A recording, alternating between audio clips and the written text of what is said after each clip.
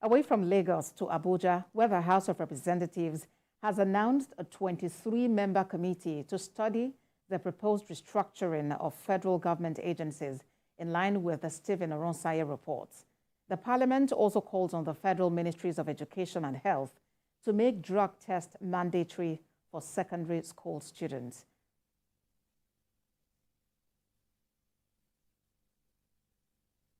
Our National Assembly correspondent, Joke Adisa, joins me now from Abuja for more.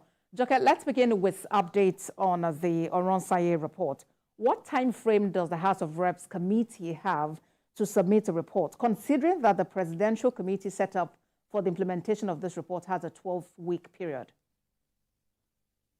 Well, thank you, Abosede. As we speak, the Speaker actually did not announce the time frame for that committee, but what is certain is that there is a way the National Assembly comes in this regard. And don't forget that these agencies we are talking about are a creation of the National Assembly. And now that the federal government is mulling at the idea of merging, scrapping, and all that, definitely the National Assembly has a role. And that was what we saw on the floor of the House, where the Speaker, that was primarily his major assignment today. He named the 23-man committee chaired by the leader of the House. And so what the committee is expected to do in the weeks ahead is to actually study what the government wants to do, so that it will not come up with necessary legislations that will aid this move. Don't forget that these agencies, like I said, were created by act of the Parliament, and so if anything at all will happen, they have to come through the National Assembly. So at a point, you can be sure that even the National Assembly and the Presidential Committee will have to work hand in hand to ensure that everything goes on smoothly. All right, okay. Another major issue from today's plenary was the call on the Ministries of Education and Health for secondary school students to undergo mandatory drugs tests. What really is the modality? In what classes will this test be conducted? And I mean, how frequently really will this happen?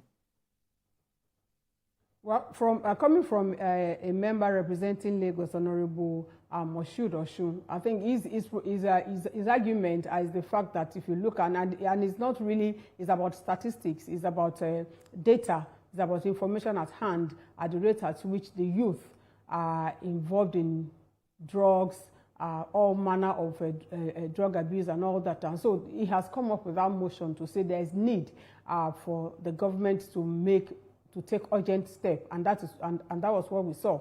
If you look at various statistics, and even with the NDLEA, the statistics with the NDLEA and other relevant bodies, you'll see that there is hike in the number of youths that are involved in all manner of drug abuse. And so to curtail that is why he said, and don't also forget that even across secondary schools these days, you hear stories of cultism among students and all that. So these, of course, are interwoven. And so what the lawmaker seeks to achieve is to say government needs to be proactive, to act fast.